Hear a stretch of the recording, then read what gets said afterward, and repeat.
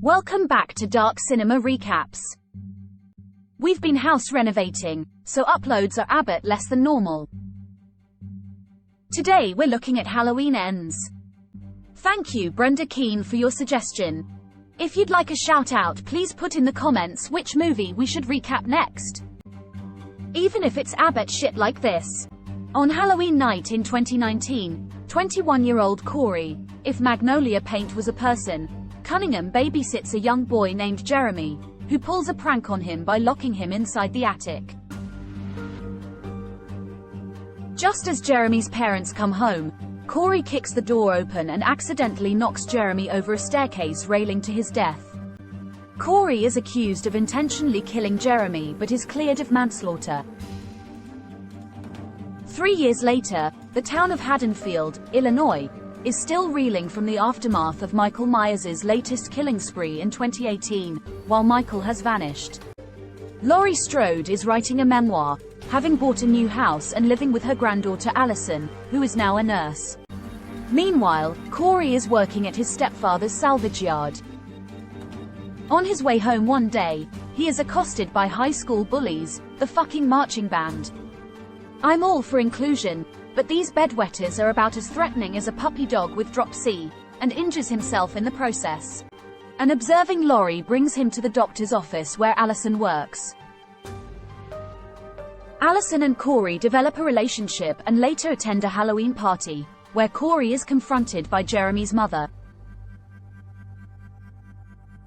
After having an argument with Allison, Corey leaves the party and runs into the bullies, who throw him off a bridge.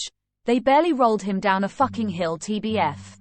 He is dragged into the sewers and choked by Michael, kinky bitch, who eventually lets him go.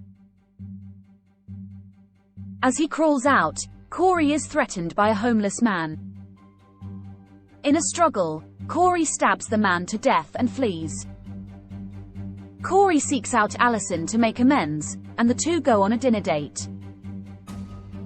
They are interrupted by Allison's ex-boyfriend, police officer Doug Mullaney, who harasses them both. Corey later lures Doug into the sewer where Michael emerges and, although in a weakened condition, kills Doug to Corey's delight. Allison is passed over for a promotion at work, in favor of a nurse who is having an affair with the doctor. Later that night, Corey kills the doctor at his home while Michael kills the nurse.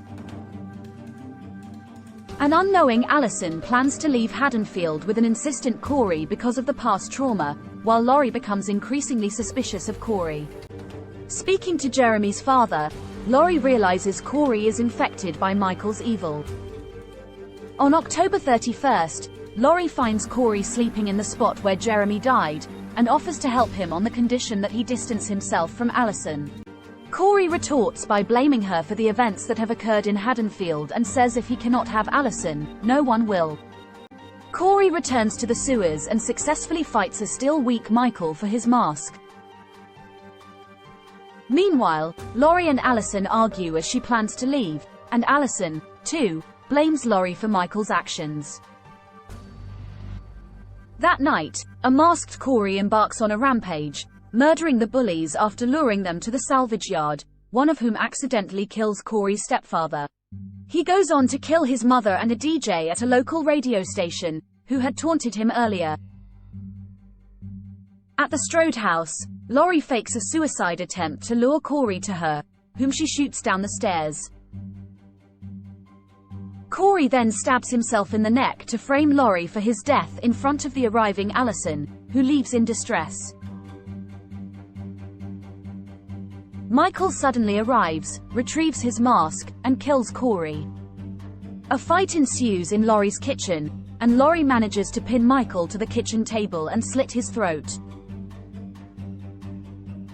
After a struggle, Allison, convinced of the truth behind Corey's death after receiving a call from Deputy Frank Hawkins, returns to help subdue and finally kill Michael by slicing his wrist.